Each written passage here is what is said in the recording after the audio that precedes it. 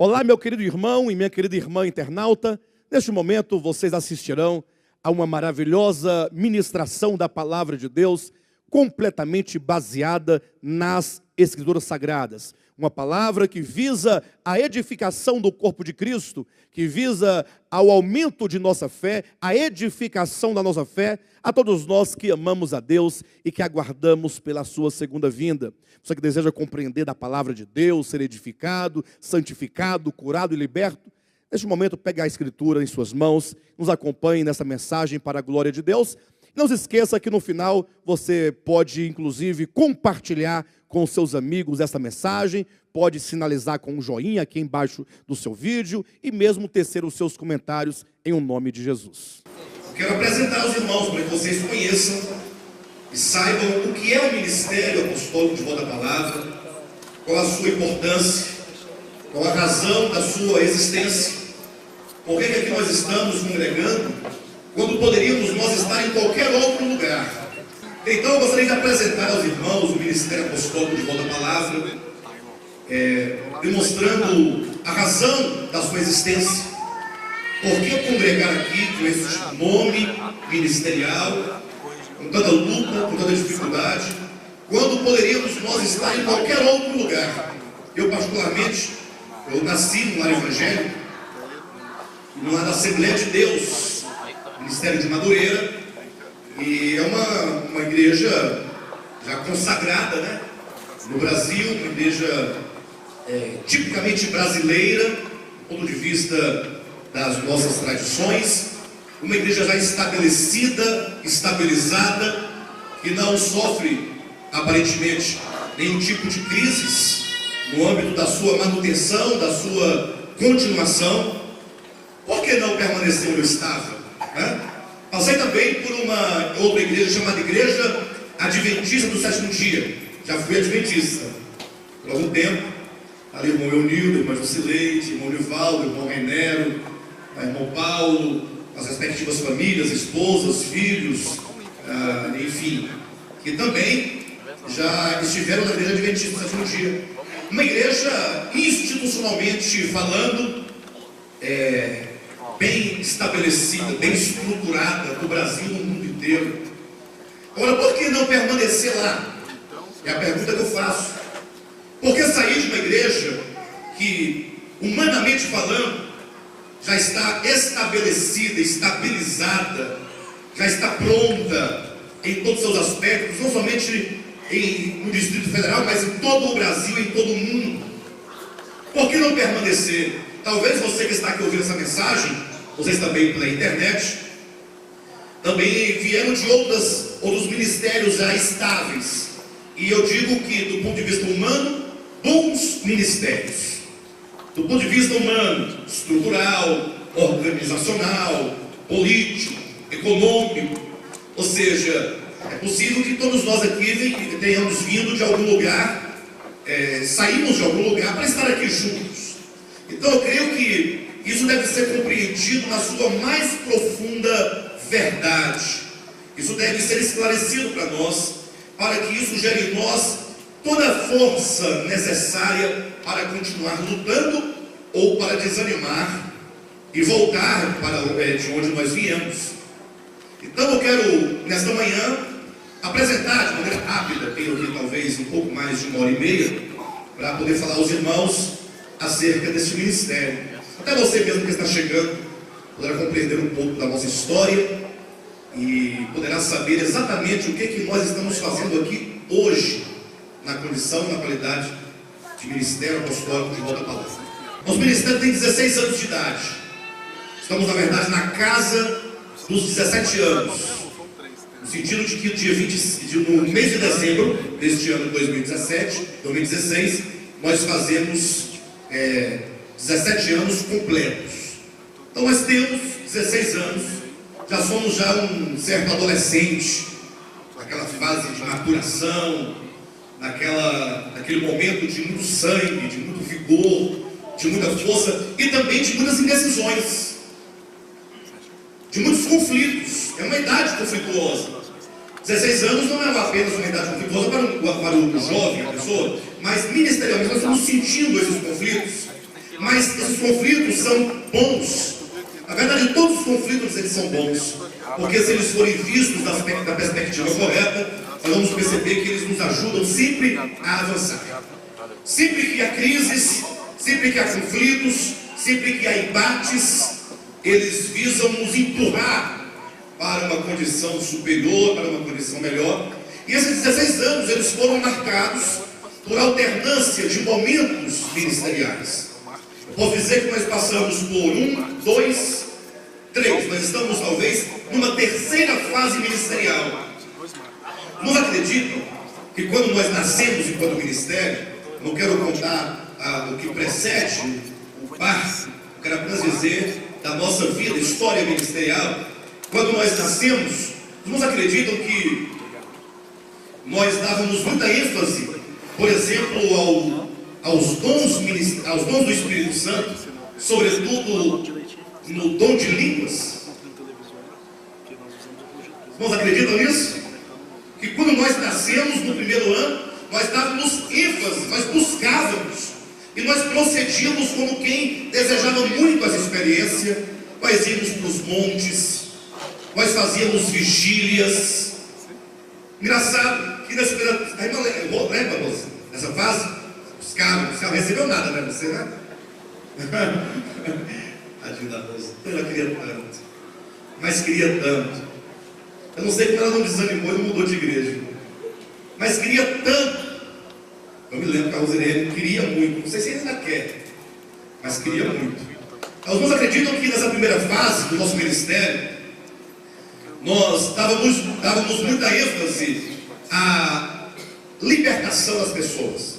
Fazíamos reunião de libertação, estilo campanha que os irmãos já conhecem. Lógico, não havia nem o fator barganha, dinheiro não envolvia, e também não envolvia aquelas coisas todas que eles usam, daquele mecanismo de sincretismo religioso. Mas nós fazíamos uma reunião na sexta-feira, porque na sexta-feira, não me pergunte como eu sei, mas era na sexta-feira, com oração, as pessoas vinham à frente, nós impunhamos as mãos, as pessoas caíram endemoniadas e nós expulsávamos o demônio. Na outra sexta-feira a pessoa caía de novo, a mesma pessoa caía de novo. E na outra sexta-feira, novamente, caía outra vez. O demônio saía, ficava ali do ladinho e voltava, se é que era demônio. Mas foi uma fase muito boa, porque nós precisávamos disso. O próprio apóstolo Paulo, em 1 Coríntios capítulo 12, e sobretudo no capítulo 13, ele explica que essa fase é a fase da infância. E olha que uma criança que não tem infância, que ela salta essa fase, ela vai ter problemas no futuro. Então é importante saber. E eu particularmente, eu posso falar, que como eu nasci num lar pentecostal, eu tive as experiências do meu pentecostal, as experiências espirituais, os dons espirituais, como as tive também no início do nosso ministério. Então eu sei exatamente o que eu estou falando. Eu estou dizendo do que disseram, do que viveram, não. Estou dizendo do que eu vivi e do que nós vivemos ministerialmente. Foi uma fase que nós dávamos muita ênfase ao aspecto organizacional da igreja, como que tentando estabelecer um tipo de ministério cujo governo fosse perfeito. Ou seja, nós dávamos ênfase à questão do presbitério. Discutimos esses méritos e também a respeito da questão local, a igreja no seu aspecto local. Estávamos preocupados se porventura a igreja tinha a sua restrição à sua cidade, ou se ela podia ser maior do que a cidade. Então, com tudo isso, eu quero dizer para os irmãos que essas nossas preocupações, todas, da primeira fase, foram preocupações, digamos assim, justificáveis, em razão da nossa ansiedade e da nossa ânsia de praticar e de buscar a verdade. Nunca deixamos a Escritura de lado para proceder de um modo ou de outro, mas sempre procurando pela Escritura fundamentar nossas práticas. De sorte que, na medida em que nós íamos descobrindo os nossos equívocos quanto ao nosso entendimento, na medida que o Espírito Santo nos iluminava, mostrando que aquele aspecto, que aquela busca, que aquela suposta verdade não era daquele modo, nós fomos o quê? Abandonando. E isso é legítimo para todo ser vivo. Todo ser vivo está em constante evolução. Não me refiro à evolução de Darwin, tá? Estou me referindo à evolução intelectual, à evolução emocional, à maturidade, ao crescimento natural, ou do homem integral, que ele vai sofrendo à medida que ele vai crescendo. Então, somente aqueles que não estão vivos é que não sofrem mudanças. Bem, se bem que há muitas pessoas, hoje em dia, com 60 anos de idade, que tem mais de 30 anos que não modificou nada. A pessoa que está de fato velha, ela está velha, envelhecida, porque o velho não é aquele que tem muita idade. O velho é aquele que não cresce, que não muda, porque o ser humano tem a capacidade de sofrer mudanças constantes e renovação constante, na medida em que ele vai avançando e compreendendo o mundo, compreendendo a Deus, compreendendo a si mesmo, compreendendo o outro, compreendendo a Escritura. Ele vai mudando, ele vai sofrendo mudanças e vai, portanto, se renovando. Então, os verdadeiros velhos são aqueles que param no tempo. Eles se fossilizam e ficam depois, talvez, com 40 anos de idade, mas com a mesma estrutura mental de 20 anos atrás. Não cresceram. Então é normal que, se o nosso ministério estava vivo, como está até hoje, ele então sofra mudanças. Passamos da fase inicial em que nós buscávamos as questões que não tinham de fato uma importância real, e entramos numa segunda fase, a fase de compreender a Escritura do ponto de vista teológico. Nós gastamos aí bastante tempo, muitos anos inclusive, uma fase longa, até que nós conseguíssemos estruturar todo o pensamento teológico do Novo Testamento à luz das epístolas. Para tanto, nós fizemos simpósios, fizemos seminários, nós fizemos conferências temáticas tratando de temas teológicos de fato, como salvação eterna, o reino de Deus, ou que seja a segunda vinda de Cristo. Falamos sobre eleição e predestinação à luz da Bíblia, sobre Antigo e Novo Testamento na conferência Aldre Velho e Vinho Novo. Ou seja, buscamos muitos temas, estudando muitos anos, para chegar a uma consciência da verdade objetiva que consta nas Escrituras Sagradas. Então, nós recentemente, há um pouco mais de 2 anos, nós começamos a sofrer uma nova fase. Passamos por uma nova fase que nós vamos chamar, quando eu disser essa expressão, quando alguns dos pastores disserem essa expressão, quando alguns dos obreiros disserem essa expressão, vocês saibam que nós estamos nos referindo a esta terceira fase na qual estamos, que é a fase agora orgânica do ministério. Nós estamos numa fase orgânica.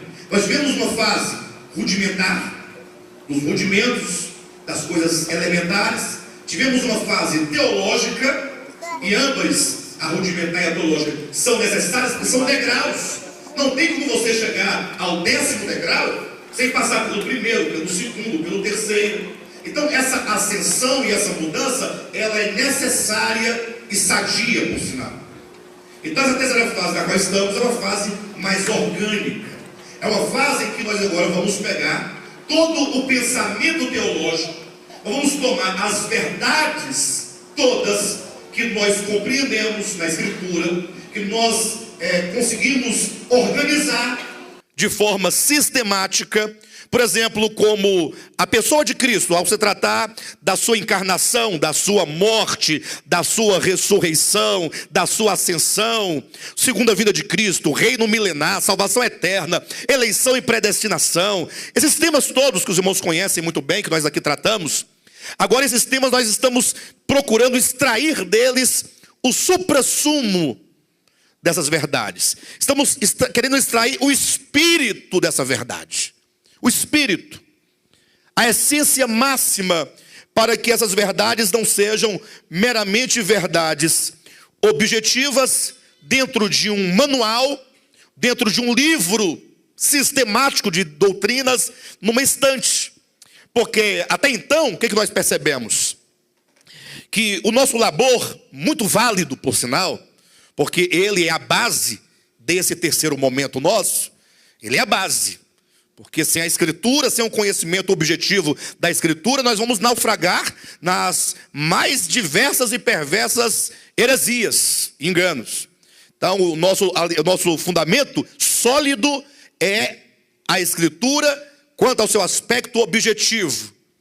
Então, nós agora queremos tomar desse aspecto, dessas doutrinas bíblicas, extrair vida, extrair vigor, extrair virtude. Ou seja, estamos naquele momento em que essa palavra, ela será estabelecida efetivamente dentro de nós, no nosso coração, para que nós tenhamos agora uma experiência profunda. Para não ocorrer o caso, podemos colocar assim, de nós pegarmos toda a teologia bíblica, na sua pureza, na sua integridade, né, na sua ortodoxia, e nós então mandarmos encadernar essas doutrinas e fazermos aqueles livros de capa de luxo, bem de luxo, com aquelas folhinhas todas douradas, né? Aquela partezinha dourada, e colocarmos numa bela estante, e ficarmos todos os dias ali batendo e tirando pó, para que os livros permaneçam sempre conservados. Ou seja, tudo bem que dentro daqueles livros está lá o conteúdo de uma verdade pura, genuína. Falar que Jesus Cristo é o Filho de Deus, enviado, encarnado, e que como homem ele sofreu uma morte na cruz do Calvário, substitutiva, uma morte vicária, uma morte remissora, uma morte capaz de salvar o homem dos seus pecados, e que ele sofreu a morte não somente do ponto de vista para nos salvar atualmente, mas nós somos perdoados de todos os pecados e portanto temos uma salvação eterna. Isso é muito bom, mas é preciso que essa palavra se torne em nós aquilo que Jesus disse em João, o Evangelho, lá no capítulo 6, versículo 63, ele disse: olha, as minhas palavras são espírito e são vida. É isso que nós queremos. Quem quer isso? Quem quer ter uma experiência profunda da palavra que nós recebemos do Senhor? Uma experiência no espírito, no coração, para que você possa experimentar, viver o reino de Deus hoje. Como o Senhor disse, o reino de Deus não virá com visível aparência, porque ele está dentro de vós. É essa experiência que nós buscamos. Então nós chamamos essa terceira parte, ou melhor, essa terceira fase do ministério, de palavra espírito. Pastor, o que quer dizer palavra espírito? Para os irmãos entenderem isso, eu quero apresentar para os irmãos como que, depois de longos estudos da Escritura, nós estudamos a Bíblia desde sempre, mas enquanto ministério da palavra, nós estamos há 16 anos estudando este livro aqui. Mas não é estudando com revistinha de escola dominical, não. Aquelas revistinhas, 13 lições, já viram? Ou 12 lições? Não. Nós sempre tomamos este livro por objeto de estudo, de observação, de contemplação, de combate, de embate, de sorte a discernir o que consta aqui dentro. Porque esse ministério tem uma viva certeza, uma viva convicção, uma forte convicção de que Deus se revelou a nós por intermédio das Escrituras Sagradas. Nós sabemos disso. Nós buscamos saber o que alguém disse no passado, ou o que alguém importante acha sobre isso ou aquilo. Nós sempre tomamos a Escritura como sendo o nosso porto seguro. Então são 16 anos trabalhando intensivamente na Escritura para compreendê-la. Um livro muito complexo. Não pense você que a Bíblia é simples. Até porque, se você pensar na sua composição, em primeiro lugar, ela foi escrita em 3 línguas arcaicas, que é o grego, o hebraico e aramaico. Então daí já estamos com um grande problema e uma grande complexidade, porque os textos originais destes livros aqui, que são 66, eles foram escritos em línguas muito distantes da nossa, que não tem parentesco, inclusive, com nossa língua. Isso já é um grande problema. Segundo, esse livro foi escrito dentro de um período muito longo. Ele foi escrito ao longo de 1500 anos. Ele não foi escrito tudo de uma vez só. Não. Foi escrito ao longo de um período. Ao longo de 1 milênio e meio ele foi escrito. Por mais de 40 autores diferentes. E esses homens que escreveram, profetas, apóstolos, historiadores, eles eram das mais diversas estratificações da sociedade. Aqui teve boiadeiro que escreveu o livro de Amós, era um boiadeiro, cuidava de boi. Aí escreveu o livro de Amós. Nós temos Isaías, que era um estadista, um estadista. Nós temos um matemático, um cientista, um matemático, e talvez, quem sabe, Moisés era um matemático. Embora, quando ele escreveu o seu primeiro texto, que talvez tenha sido o Salmo de número 90, ele tenha já perdido muito das suas habilidades intelectuais, porque ele esteve 40 anos no deserto de Midian cuidando de ovelhas.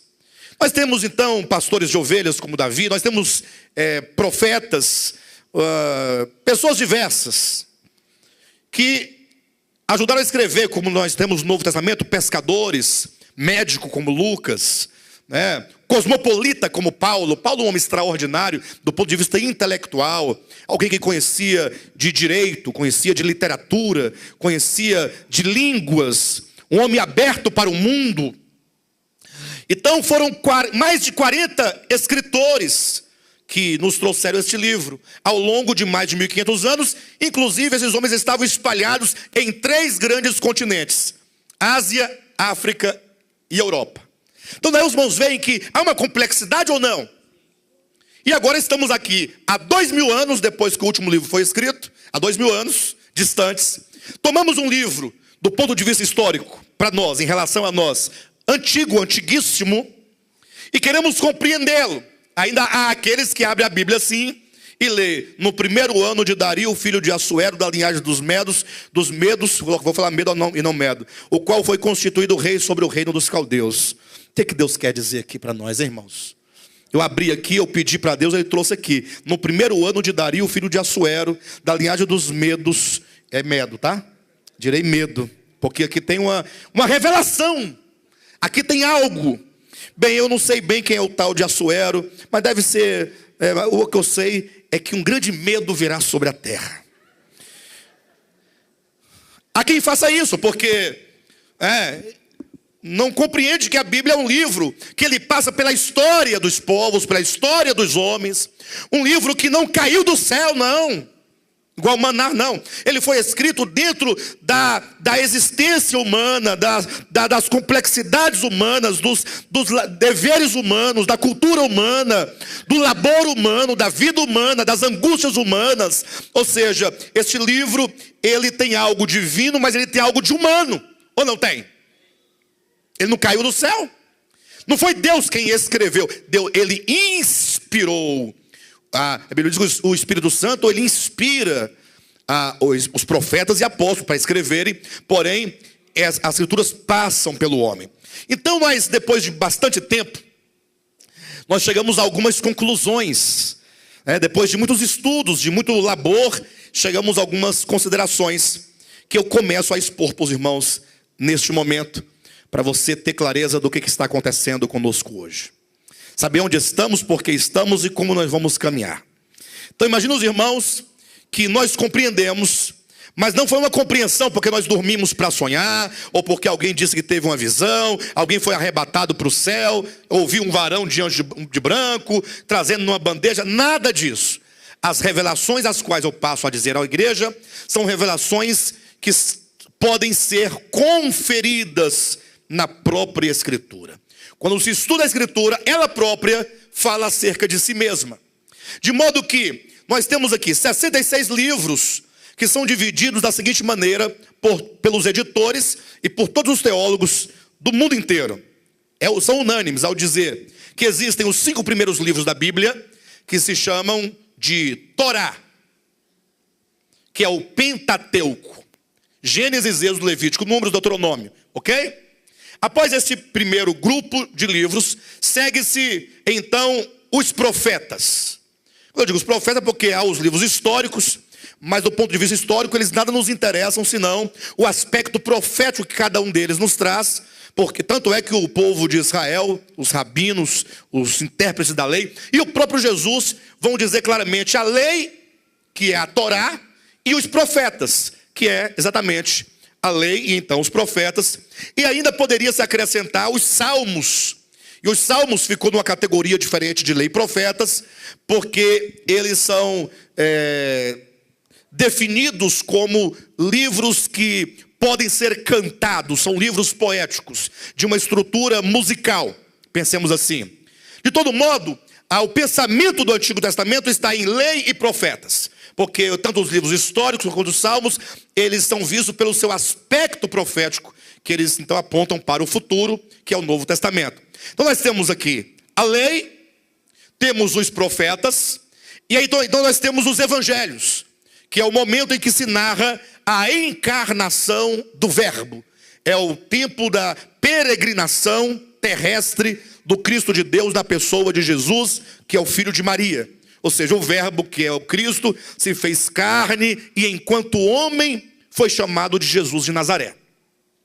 Temos, portanto, os evangelhos. E aí entramos na quarta parte. Nós temos a lei, os profetas, os evangelhos e por último nós temos então as epístolas, que constam dos escritos dos apóstolos, são as cartas apostólicas. Bem, quando nós olhamos então a escritura, dentro dessa estrutura que ela própria apresenta, o que nós observamos? Amados, aqui está um ponto crucial, em nome de Jesus, eu peço a sua atenção, abra o seu coração, e se nós compreendermos isso, os irmãos verão que bênção e que privilégio e que bem-aventurança o Senhor nos concedeu em conseguir contemplar isso. As irmãos vão entender qual é o valor deste ministério.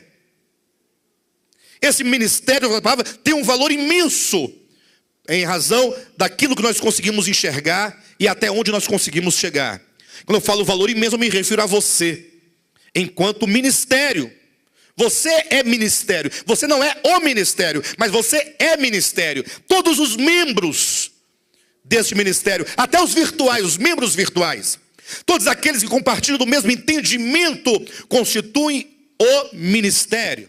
Então nós temos que entender a nossa importância coletiva e individual nesse processo. Quando nós então contemplamos a escritura, nessa estrutura, lei, profetas, evangelhos e epístolas, o que nós percebemos?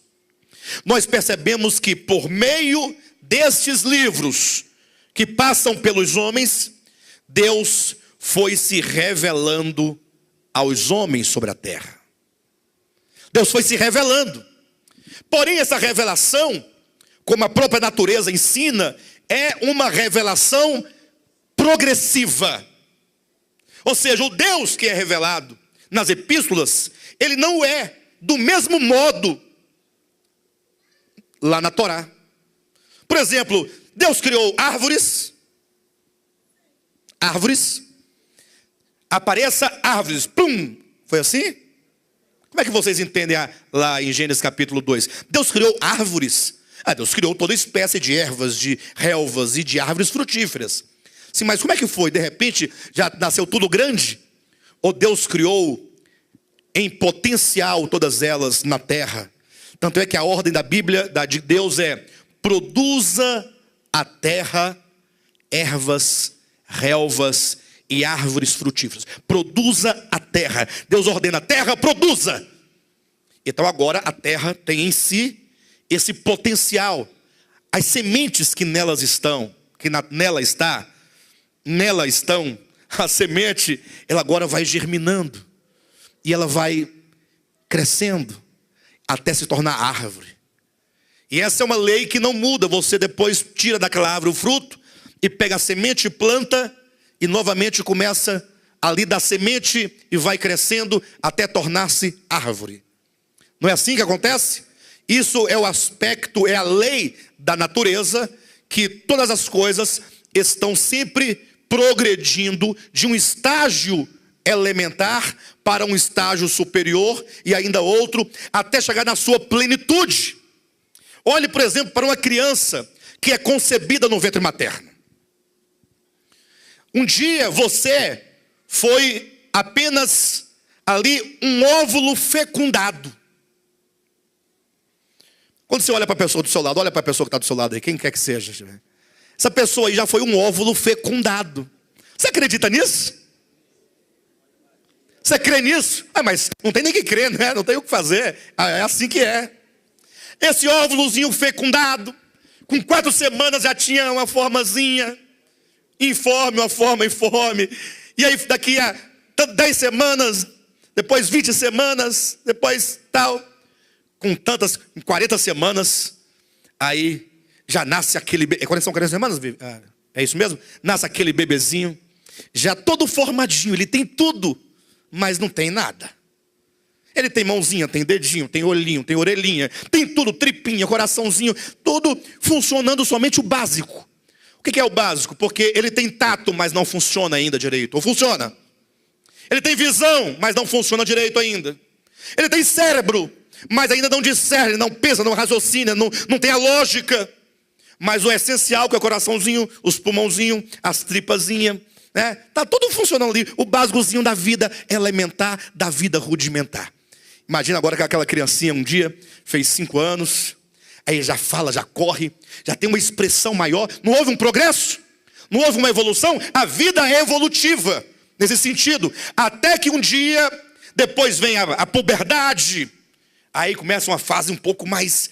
Puxa, eu não imaginava que seria assim as coisas. Puberdade é uma coisa complicada, né?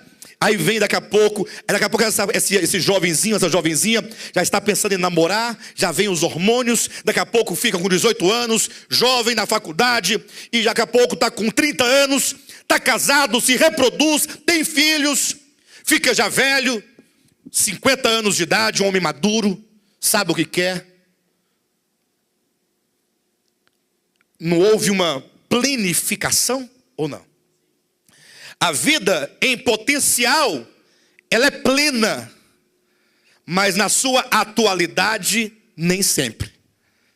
Uma semente, ela em potencial, ela é plena, mas essa plenitude potencial precisa desenvolver-se. Esse sistema, esse modelo, essa lei natural, ela acontece na Escritura. Deus foi se revelando ao homem numa revelação progressiva. A revelação da Torá, do Pentateuco, a própria Escritura diz isso. Você pode ler, por exemplo, em Hebreus capítulo 6, versículo 1 e 2, diz isso claramente. Hebreus capítulo 10, versículo 1 diz isso claramente. Colossenses capítulo 2, versículo 16 e 17, diz isso claramente. Nos fala o quê? Que a lei, enquanto a Torá, enquanto os livros de Moisés, ali nós temos uma revelação de Deus. Ninguém pode dizer que não tem. Tem uma revelação de Deus, mas é uma revelação rudimentar. A palavra rudimento vem de uma expressão grega que na sua raiz, o significado principal e primário, diz de um balbuciar de uma criança. Como é que é o balbuciar? A criancinha nasceu, ela não sabe falar, papai, mamãe, estou com fome, eu estou com febre, eu estou cansado, está doendo, não sabe conversar, não diz. Então ela fica ali com aquelas, vai tentando falar. Né? Não é não? E aí o pior, a mãe entende. A mãe entende, o pai não entende. Agora a mãe entende. Daqui a pouquinho aquela coisinha vira gugu dadá. Não vira? Gugu dadá. Enfim. Então, essa linguagem infante, que não se pode discernir, porque não tem ainda as sílabas e as palavras e o raciocínio construído, não tem. É chamado de rudimento. Deus chama na sua palavra a Torá de rudimento. Não que Deus não tenha se revelado, Ele se revelou.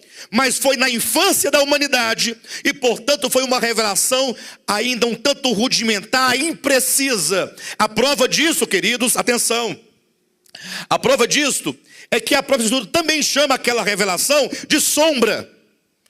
Ou seja, aquilo era apenas a sombra daquilo que haveria de vir. Hebreus capítulo 10, versículo 1 diz que a lei tem sombra de bens vindouros, não porém a imagem real, não porém a imagem exata, não porém a substância daquilo que virá. A lei, portanto, enquanto sombra, ela dá a ideia de que existe algo. Quando você vê a sombra, toda sombra é a sombra de algo, ou não? Então você tem a ideia da existência, mas você não pode ter ideia da forma, ou melhor, uma ideia exata da forma. Você não pode ter uma ideia da cor, dos traços, do cheiro, da expressão. Ou pode? Até porque a sombra, ela tem uma característica que lhe é peculiar. É a distorção. Quando quem já viu a sua própria sombra refletida? Ela não fica às vezes muito grande? Ou às vezes muito gorda? Ou às vezes muito magra? Ou seja, a sombra tem uma característica, é a distorção. Ela sempre distorce, amplia, diminui, engorda. Ou seja, ela dá apenas uma ideia de que há algo, mas que ainda não se pode dizer exatamente o que e como. Até porque a própria sombra, o nome sombra, ou a ideia da sombra por si mesma já diz tudo: ausência de luz. Você sabia o que sombra é ausência de luz? Por que, pastor, que é ausência de luz? Nunca parei para pensar nisso. Eu pensava que sombra fosse um reflexo. Não, é exatamente o oposto. Para haver sombra, tem que ter uma luz que bate sobre um objeto. Como a luz não pode passar por dentro do objeto, porque ele não é translúcido, então a luz bate, e aí ela vai passar pelos lados e por cima do objeto, e na parte que ela não pode passar, a luz não projetará do outro lado. A ausência dessa luz do outro lado do objeto é a sombra. Sombra é a ausência de luz. Será que isso não nos diz alguma coisa? Quando a Escritura diz que a Torá, a lei, era sombra de bens vindouros. Por isso que depois vieram os profetas. Atenção para esse detalhe, por gentileza. Eu peço que ninguém vá embora hoje, porque eu preciso de vocês até o final do culto para entender essa mensagem, sobretudo. Entender isso. Vieram os profetas e viram que o povo de Israel tomavam a Torá ao pé da letra. Ou seja, isso é isso, façamos isso. E foi observando que, ainda que eles tivessem uma estrita obediência ao cumprimento dos ritos que estavam na Torá, faltava-lhes algo. Faltava o quê, pastor? Faltava o espírito daquela palavra. Quando se pega a palavra nua e crua, a sua palavra fria, você jamais pode entender a intenção daquele que a pronunciou, daquele que a escreveu. É preciso que ao você tomar uma palavra, você procure abstrair o significado mais profundo, sobretudo intencional daquela palavra. Foi por isso que Jesus Cristo uma vez, falando para os escribas e fariseus, falou assim: olha, vocês dão o dízimo do endro, do cominho, da hortelã, e entretanto vocês desprezam as coisas mais importantes da lei. Olha aqui em capítulo 23, né, de Mateus, Jesus fala essas palavras, 23.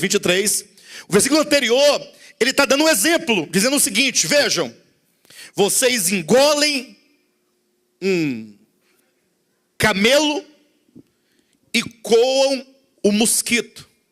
Pastor, o que significa o mosquito e o que significa o camelo? Alguém pergunta. Ah, camelo deve ser, o que deve ser? Não, não é nada, camelo é camelo. E mosquito é mosquito. Agora, dentro da ideia lá o que significa engolir um camelo e coar um mosquito? Ou seja, vocês fazem questão das coisas pequenas, porque você está coando o mosquito. Tira o mosquito daqui, tira. Olha que nojento esse mosquito aqui. Aí a mulher vai lá, ô homem abusado, aí tira o mosquito. Aí daqui a pouco você vai e engole um camelo. É engraçado. Você tirou o mosquito, se preocupou com o mosquito, e o camelo, que é muito maior, você nem percebeu e acabou engolindo o camelo. Ou seja, Jesus disse: você se preocupa com as coisas mínimas, sem importância, para o conjunto das coisas, e aquilo que é mais importante vocês não percebem, vocês ignoram. E aí em seguida ele diz: vocês dão o dízimo do endro, do cominho e da hortelã. Esse dízimo do endro, do cominho e da hortelã é um mosquito, é as coisas pequenininhas. Porque ele citou o endro, o tamanhozinho, o cominho, a hortelã, aquelas folhinhas. Agora vocês estão deixando passar e escapar as coisas mais importantes, que são os camelos. Aí ele disse: é a justiça, a fé e a misericórdia. Mas as coisas mais importantes da lei, a justiça, a fé e a misericórdia? Sim, porque isto são o espírito da lei. Justiça, fé e misericórdia é o espírito da lei. Mas o povo de Israel nada queria saber, sobretudo os líderes, a liderança religiosa, de fé, justiça e misericórdia. Eles queriam saber de matar o animal, o sangue esguinchar, e depois pegar aquele sangue todo, passar na base do altar, aquela carnificina toda, aquelas festas, aqueles cultos, aquela parte ritual, mas não estavam preocupados com um espírito de justiça, de fé e de misericórdia. Então o próprio Jesus disse que era preciso que se interpretasse corretamente a lei a partir do seu espírito. Por isso vieram os profetas corrigindo o povo de Israel quanto à compreensão e aplicação correta da lei. Os profetas vieram no nível no nível superior à Torá. Eles vieram para dizer: saiam do rudimento e venham para uma compreensão espiritual da lei. Saiam da objetividade e venha para uma experiência interior do significado da lei. Entretanto, veio depois Jesus Cristo nos evangelhos. E aí logo ele teve um grande problema. Os irmãos sabem que ele foi acusado de que ele estava o quê? Que ele tinha vindo a abrogar a lei e os profetas. Um dia eles disseram assim: olha, esse tal de Jesus aí está abrogando a lei e os profetas.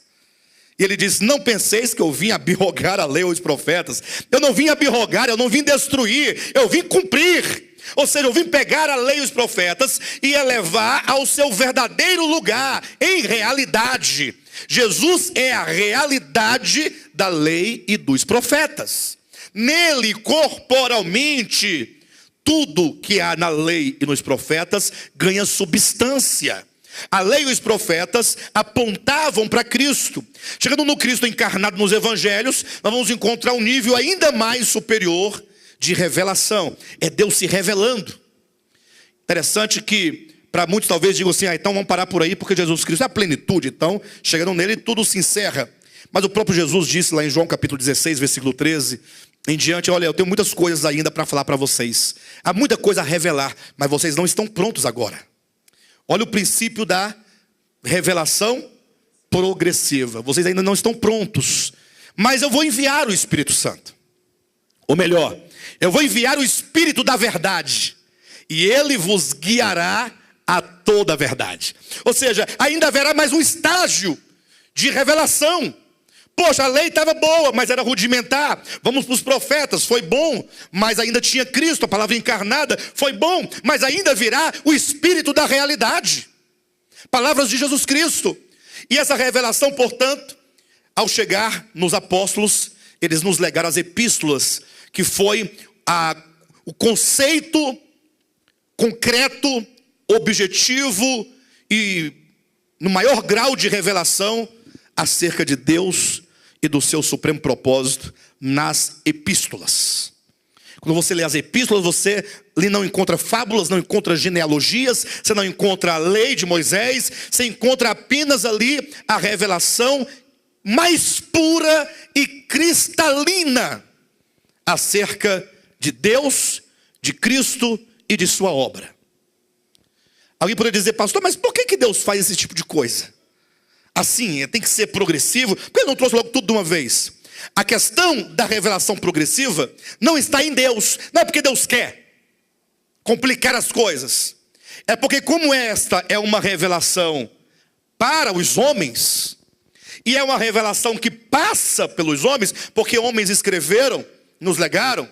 Então, essa revelação, ela tem que ser progressiva, ela precisa ser paulatina, porque ela precisa acompanhar o próprio homem na sua evolução intelectual, na sua forma de entender as coisas.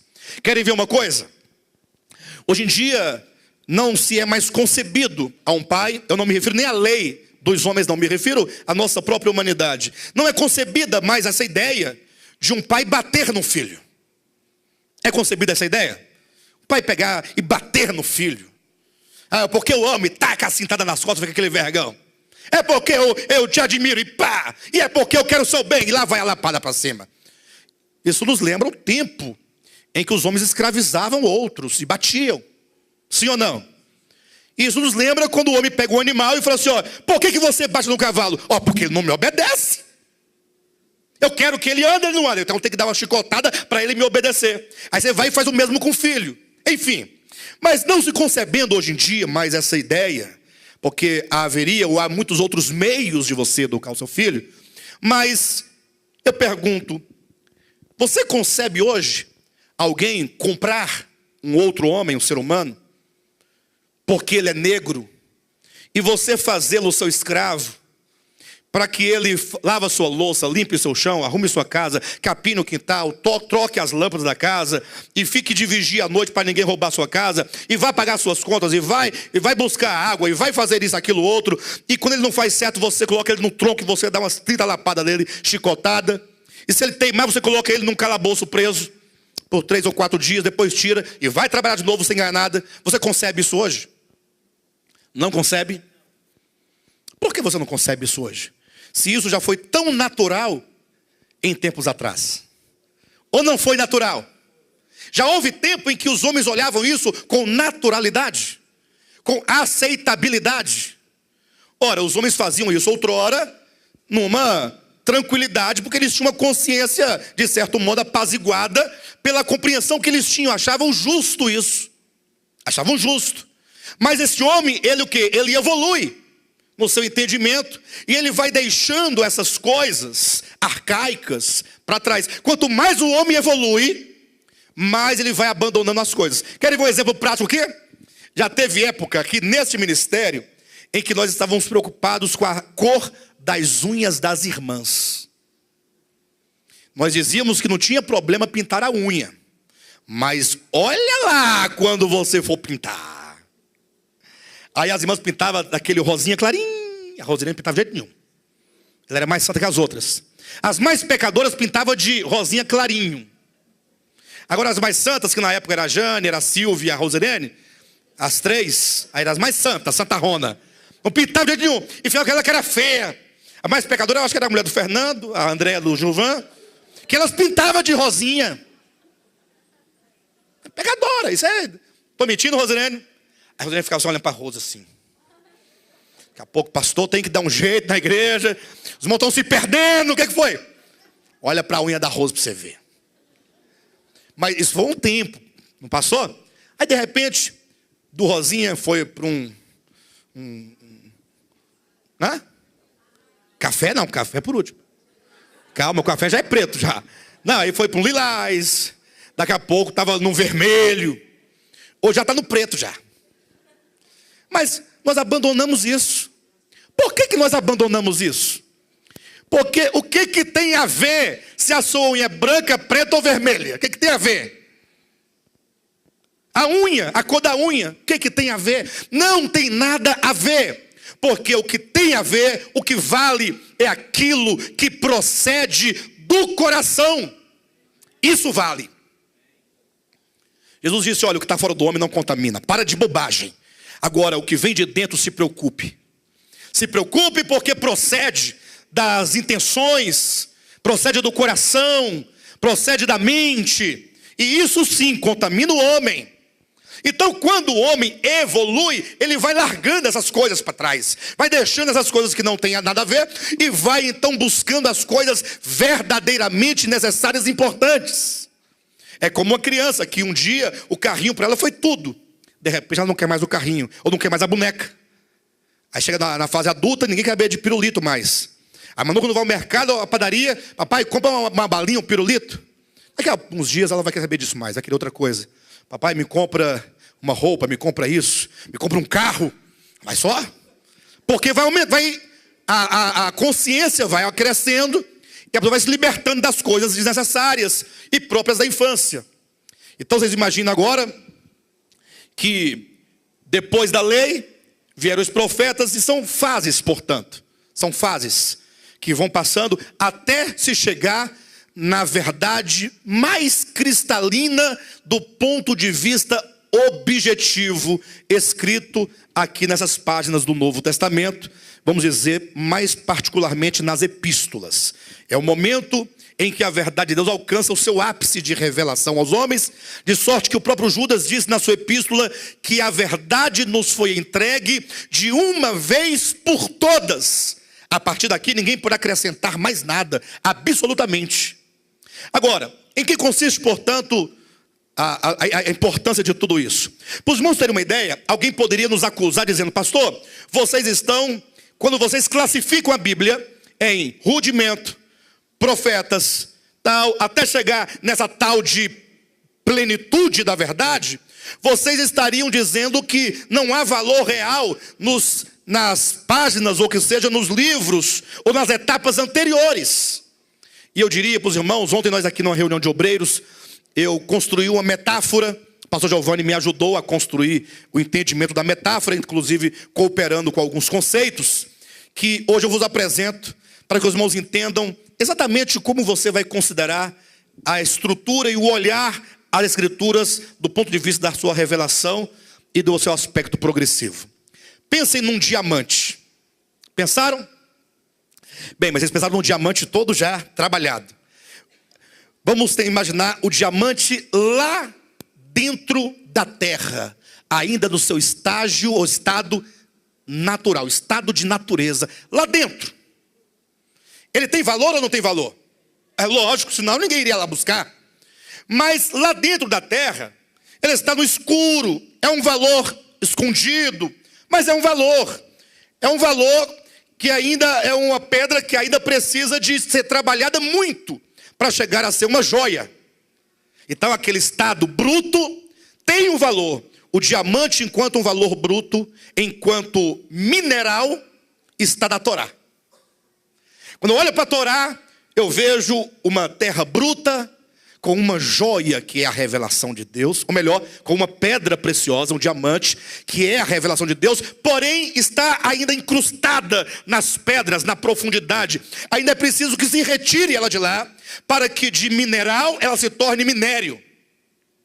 Quando alguém vai lá e tira, e já tem a pedra aqui, minério, na mão, extraída, nós temos os profetas.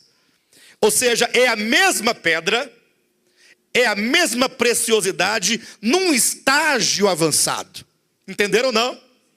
Só que agora ela está ainda cheia de muitas coisas em volta dela, presas, e ela precisa de uma burilação. Tirar as arestas, tirar o excesso. E isso acontecerá quando vem Cristo. E ele faz então essa burilação.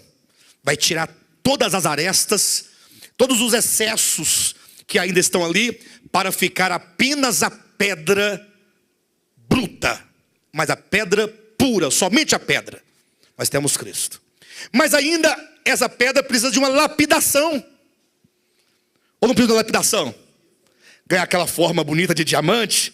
É quando vem então os apóstolos e pegam aquela pedra que estava lá na Torá, não estava? Que estava com os profetas, não estava? É a mesma pedra que veio com Cristo, e ele então lapidou aquela pedra, ou burilou, e agora então vem os apóstolos para lapidar, fazer os prismas, para que ela se torne então uma pedra preciosa. Só que aí nós paramos aqui e entendemos algo.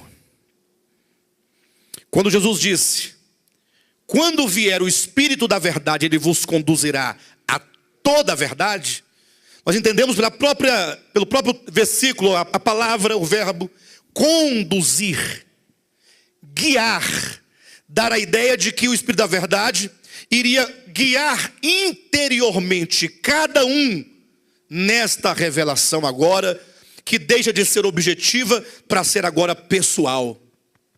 É quando as palavras compreendidas de Cristo se tornam para mim espírito e vida.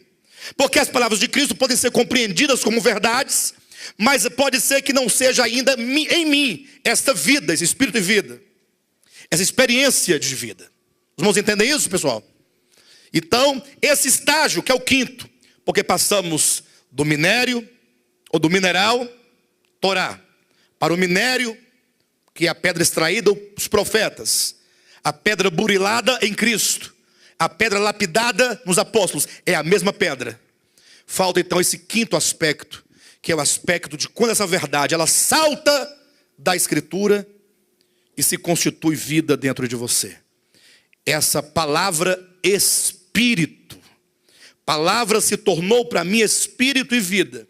E esse quinto aspecto, com a cooperação do pastor Giovanni, eu falei: Giovanni, como nós vamos chamar esse quinto aspecto dentro dessa metáfora? Criamos a metáfora para ilustrar, para que todos entendam que a Bíblia como um todo, ela contém uma revelação preciosa, que é um diamante, que é a pessoa de Deus e do seu Filho, né? Sua obra, mas que estava no estágio de mineral, depois foi para minério, foi extraído, depois foi burilada, tirada das arestas, depois foi lapidada.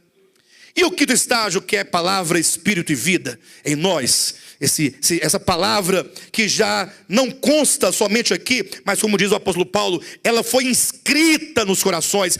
Vós sois cartas de Deus, escrita por nós apóstolos, não com tinta, mas pelo Espírito do Deus vivente. Quem quer se tornar aqui uma carta escrita pelo Espírito Santo? O que é uma carta escrita? É quando olharem para você e lerem em você a vontade de Deus, que aqui consta objetivamente. Você é uma carta viva, escrita e lida por todos os homens. Que maravilha. E eu falava: Giovanni, como nós vamos chamar esse quinto aspecto?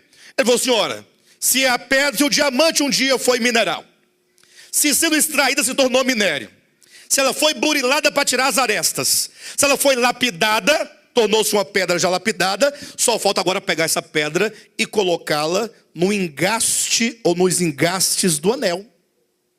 É a joia nos engastes do anel, presa ao anel. Aí eu fui tomar meu banho pensando, essa pedra, essa joia presa no engaste ou nos engastes do anel. Fiquei pensando isso. Falei: olha, o anel em relação à pedra é o suporte que a faz ficar lá, exposta, exibida, para que todos olhem. Olha o diamante. Não olha exatamente para o anel, mas o anel é o suporte. Então você é esse suporte. Você é esse suporte que vai pegar essa joia, essa revelação na mais pura, na sua pureza, já agora totalmente lapidada, e você é que vai levar essa joia para ser exibida, para ser mostrada, para ser revelada àqueles que ainda não a conhecem. É o anel enquanto aquele que é o suporte dessa pedra. Sou eu, e é você, e é cada um de nós. Bem, mas a metáfora, ela tem esse sentido de você compreender que essa joia, agora totalmente já pronta para ser exibida, ela sempre esteve em toda a Escritura. Apenas passou por um processo, até chegar neste momento. Pastor, mas eu não compreendo exatamente. Não sei, você fala essas coisas assim, eu fico até achando legal, interessante, mas eu não entendo em que consiste essa verdade no engaste do anel, essa verdade, enquanto a verdade na sua revelação máxima. Olha, não sempre não foi assim, não? E aqui agora entra um aspecto principal que eu quero dizer para vocês. Pastor, eu não vejo assim essa importância toda ministerial. Bem, uma vez que você compreendeu a Bíblia por este ângulo, saiba que você agora terá respostas para muitas coisas que outrora você não tinha. Os cristãos, de uma maneira geral, sobretudo os cristãos evangélicos, eles dizem a Bíblia de uma maneira misturada, e eles não entram muito em detalhes, porque se você entrar em detalhes, eles vão dizer: para de, você está se rebelando, ou então você vai se tornar um crente frio. Vai orar, meu irmão, Sai da carne, vai para o Espírito. Você não tem que discutir méritos, apenas se encher do Espírito, falar em línguas e pronto, e evangelizar. Trazer crente para a igreja, ponto final. Dar seu dízimo e não falar mais nada. Está tudo certo. Agora, quando você contempla a Escritura desse ponto de vista, você primeiramente compreendeu como funciona esse livro. Como funciona? Pastor, como assim como funciona? Para mim é tudo uma coisa só. Ah, é? Se para você é uma coisa só, vamos a apenas um exemplo. Estava lá Moisés no Monte Sinai. Abra sua Bíblia rapidamente aí, por gentileza, em Levítico capítulo 20, versículo 10. Moisés no Monte Sinai recebeu a lei de Deus. E aí diz assim o texto, ó, Levítico capítulo 20, versículo 10. Quem aqui acredita na palavra de Deus, diga amém. Amém. Glória a Deus. Então deixa eu ver se você acredita nisso aqui. Se um homem adulterar, não responda, mas você já deve ter adulterado. Possivelmente. Não precisa dizer, pastor, eu que... Não precisa não. Se um homem adulterar com a mulher do seu próximo, será morto o adúltero e a adúltera. Digam amém. Digam amém. Se um homem adulterar com a mulher do seu próximo, vocês levarão ambos, adúltero e adúltera, a um vale. Cada um pega uma pedra maior que você puder, que couber na sua mão, e atirem nos dois. Deve matá-los por apedrejamento. Amém? Faremos isso então? Nós vamos desobedecer? Você vai desobedecer a Escritura? Olha aqui, ó. Diz ou não diz isso aí? Você vai obedecer ou vai desobedecer? Você responde, eu não vou nem obedecer e nem desobedecer. Eu vou compreender. Isso aqui é o modo como se dizia na infância da humanidade. Porque os homens da antiguidade não conseguiam pensar com a mente do homem do século 20 e 21. Logicamente que não. Aí então, mas muito antes de nós mesmos, levaram lá a Jesus uma mulher pega no flagrante ato de adultério. João capítulo 8. Rapaz, mas pensa nos fariseus que puxavam aquela mulher nua. Porque ela foi pega no flagrante ato de adultério, ela não estava vestida. Ou estava? E eles, muito bondosos, falaram assim, não, minha senhora, por gentileza, não queremos ver a sua nudez. Por gentileza, vista a sua roupa, que nós queremos te levar para o mestre. Foi assim? Não. Levaram a mulher, irados, com pedras nas mãos. A multidão, faminta por sangue, jogou ao pé de Cristo e disse, olha, mestre, vem cá. Presta bem atenção o que o senhor vai responder. Fique esperto, Jesus. Porque esta mulher foi pega no flagrante ato de adultério. E na lei, mais precisamente em Levítico, capítulo 20, versículo 10, consta que esta mulher deve ser apedrejada. E tu, o que dizes? Os fariseus são tão tolos que eles não tinham que dizer, e tu, o que dizes? Deve ser apedrejado e, portanto, pegue a primeira pedra de Jesus e nos ajude a apedrejar, porque tem que assim que tem que ser cumprido. Quando eles perguntam, e tu, o que dizes? Eles constroem aqui uma estrutura, como quem diz, o que se diz então, fora desse período, no tempo da graça? E tu, o que dizes, já cria essa estrutura de transição para um outro momento. E Jesus então diz, olha, é o seguinte, está mesmo escrito na lei? Está, deixa eu ver. Aí trouxeram? De fato. Se um homem adulterar, isso mesmo, não tem jeito. Bem, já que não tem jeito, façamos o seguinte. Qual de vocês aqui, quem não tiver nenhum pecado, atire a primeira pedra. Ué, mas todos têm pecado, mestre, você está doido? Ué, então todos deveriam morrer. Porque se todos têm pecado, e o salário do pecado é a morte, todos então deveriam morrer. Portanto, está aí, quem não tem pecado, que atira a primeira pedra. Irmãos, toda a multidão abandonou aquele momento, saiu diante de Cristo. ficou só Jesus e a mulher, e talvez a mulher dissesse assim, bem, agora ele vai dar a primeira pedrada, porque ele não tem pecado, então ele pode. E aquele único que podia disse, eu também não te condeno. Mudou? Esse espírito aqui, ó, de Cristo, é a revelação de Deus, em realidade. E aquilo que havia no Antigo Testamento que mandava apedrejar, era o rudimento, passava pelo homem que não podia compreender. Por isso que a palavra de Deus, ela vinha manchada pelo próprio homem, manchada pelo próprio entendimento desentendido do homem, vinha misturado, porque o homem não tinha condições. Por isso que a revelação, ela é progressiva. Se alguém disser que não muda, você mostra esses dois textos, João 8 e Levítico capítulo 20, versículo 10, e manda ele explicar. Vão falar, não, mas isso aqui era a lei de Moisés. Eu não falei que não era a lei de Moisés. Aqui Levítico diz que Deus mandou fazer isso. E agora vem Jesus e diz para não fazer. Mudou ou não mudou, pessoal? Hã? Obrigado, Roger, valeu. Obrigado também, Tiago. Mas os outros não vão falar, mudou ou não mudou? Bem, eu poderia citar aqui dezenas de exemplos desses, mas eu preciso continuar.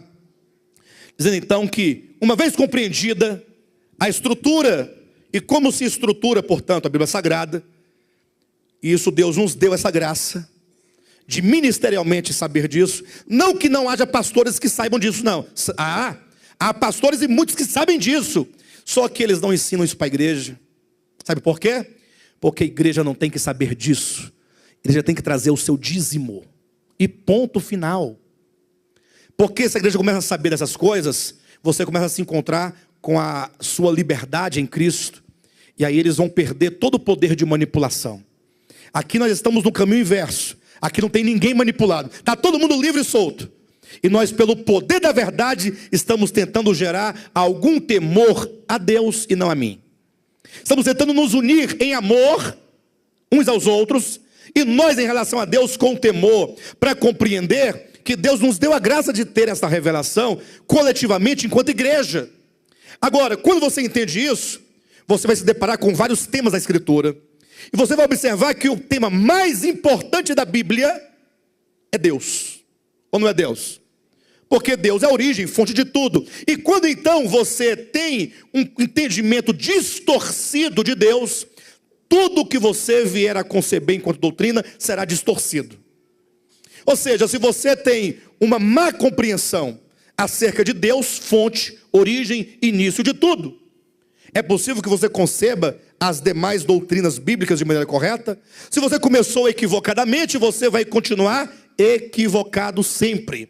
Por isso que temos que corrigir primariamente a ideia de Deus. Atenção, igreja, nós estamos de uma maneira inédita no nosso ministério. Não hoje, eu digo já esses dias, nós estamos corrigindo a nossa visão acerca de Deus. Querem ver uma coisa?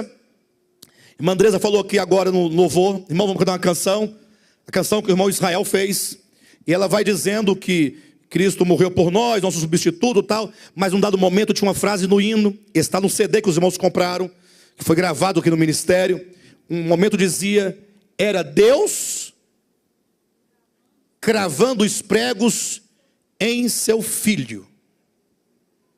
Era Deus cravando os pregos em seu filho. A frase dizia.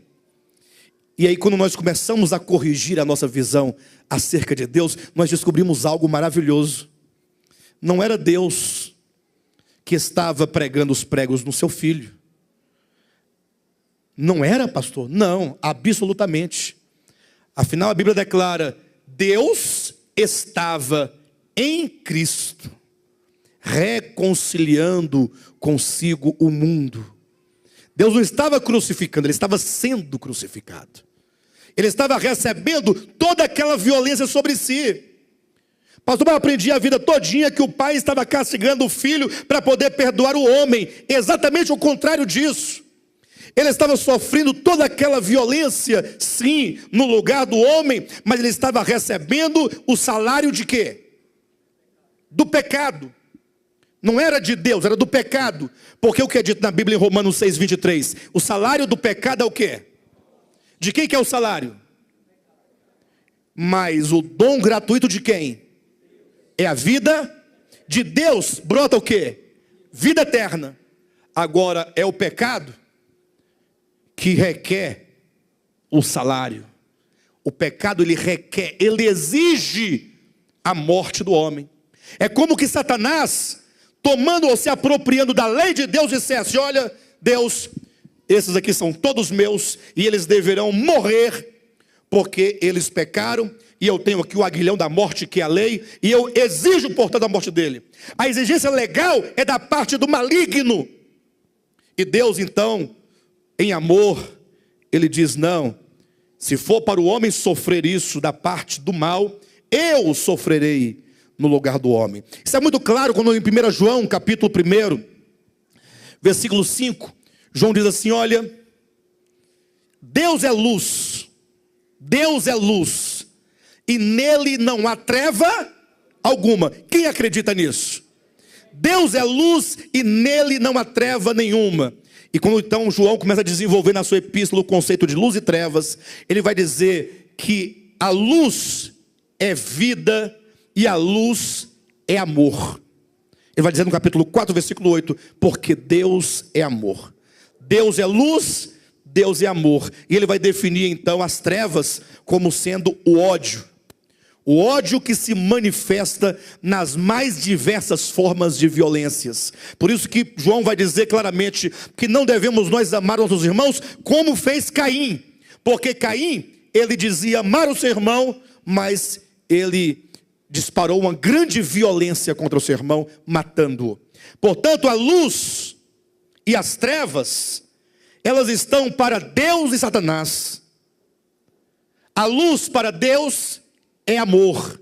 E a maior manifestação de amor é a entrega do Filho por nós. Ao passo que as trevas estão para Satanás, e essas trevas se manifestam, essas trevas, elas brotam o ódio, elas referem-se ao ódio que se manifesta nas mais diversas formas de violências. De sorte então, que nós começamos a fazer uma correção acerca de Deus. Nós precisamos conhecer Deus como Deus é de fato. Pastor, mas então por que lá no Antigo Testamento Deus mandava matar as pessoas todas? Lembra lá? Deus mandava Moisés cortar a cabeça das crianças, dos velhos, dos novos, lembra? Apedrejar e tal. E aí eu não tenho muito para explicar para os irmãos sobre isso, mas eu tenho algo a dizer categoricamente, que João, o evangelista, no seu evangelho, ele diz o seguinte: olha, atenção vocês todos aqui. Ele diz: olha, a lei, não Moisés? Aqui ó, a lei foi dada por intermédio de Moisés. João Evangelho, capítulo 1, versículo 17. A lei foi dada por intermédio de Moisés. Agora, a graça e a verdade vieram por intermédio de Jesus Cristo. Entenderam bem a relação? A graça e a verdade por meio de Jesus Cristo. Agora a lei foi por meio de Moisés. No versículo seguinte, 18, ele faz uma declaração que revela muita coisa. Ele diz: olha, ninguém jamais viu a Deus. Moisés trouxe a lei? Moisés viu a lei? Ou melhor, Moisés trouxe a lei? Moisés viu a Deus? Ninguém jamais viu a Deus. Moisés, portanto, embora tenha trago a lei num tempo antigo, ele não pode falar muito acerca de Deus. Ele não sabe muito. Ele não conhece a Deus porque ele não viu a Deus. Pastor, não despreza Moisés. Não estou desprezando, estou declarando o que está escrito em João, capítulo 1, versículo 18. Ninguém jamais viu a Deus. Aí em seguida ele diz: o Deus unigênito, que está no seio do Pai, foi quem? O revelou. Quem foi que revelou a Deus? Foi Jesus? Não foi Moisés? Moisés trouxe a lei? Moisés viu a Deus? Quem revelou o Filho? Então, quando eu olho para o Filho, eu sei exatamente quem é Deus. Quando eu olho para a lei, eu não tenho uma compreensão exata, porque a lei é sombra e figura. Abra sua Bíblia para nós podermos encerrar em 2 Coríntios, capítulo 4. Capítulo 4 de 2 Coríntios. Vamos começar do versículo 3 em diante. Atenção. Mas se o nosso evangelho ainda está encoberto. É para os que se perdem que está encoberto, nos quais o Deus desse século cegou o entendimento dos incrédulos, para que lhes não resplandeça a luz do evangelho da glória de Cristo, o qual é a imagem de Deus.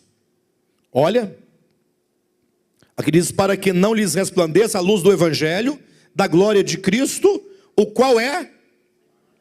A lei é a imagem de Deus? Cristo é a imagem de Deus? Quer saber como é a imagem de Deus? Olhe para Cristo. Versículo 5.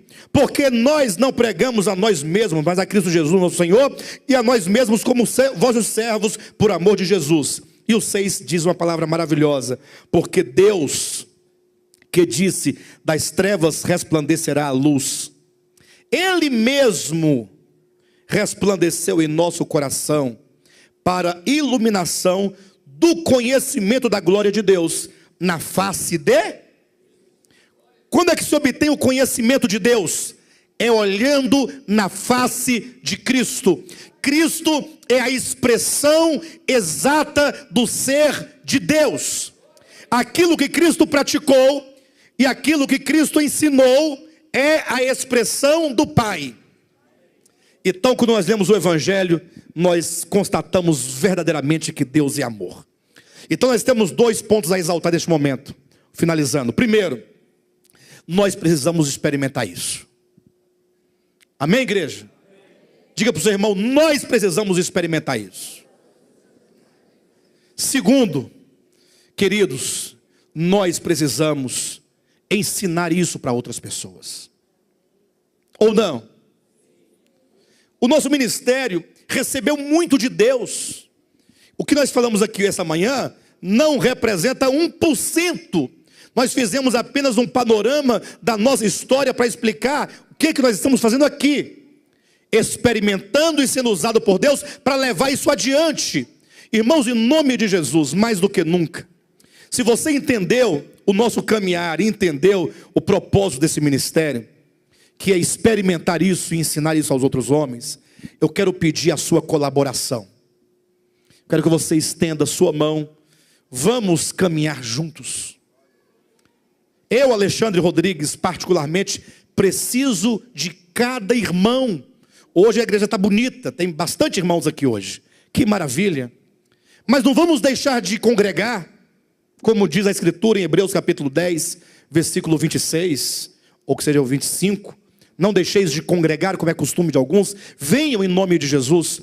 Inclusive, na quarta-feira que vem, a 8, atenção, nós vamos começar um novo estudo. Nós vamos encerrar Gálatas na quarta-feira e vamos começar na outra quarta-feira o estudo de Hebreus. Olha só, Hebreus, 2 pontos. Atravessadores de rios, um convite à maturidade. É o tema que nós vamos trabalhar de quarta-feira a 8. Então você é convidado a vir para conhecer melhor essa mensagem. E eu quero então convocar a igreja, em nome de Jesus, a que você se una a nós, para nós nos fortalecermos. E uma vez fortalecidos, nós podemos então levar essa palavra a outras pessoas. Como já estamos fazendo, mas nós estamos lentos, perdemos um programa de televisão.